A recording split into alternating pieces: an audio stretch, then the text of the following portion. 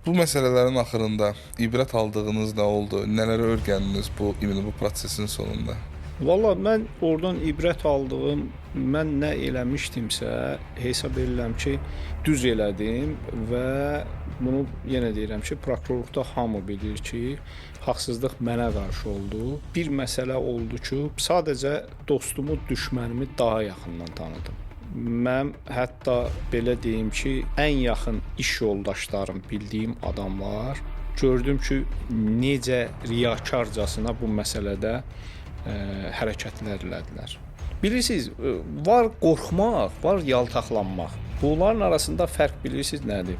Bəzən görürsən ki, elə yerdə rəhbər adam işləyir ki, onun nə savadı olur, nə qabiliyyəti olur.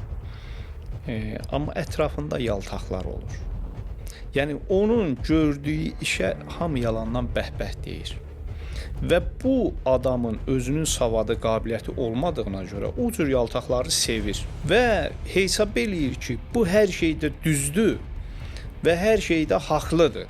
Bax, biz sadəcə olaraq həqiqəti qəbul eləmək istəmirik ki, əslində bu adamın başı boşdur və yanındakılar da yaltaqdır. Bu məsələnin mahiyyəti budur.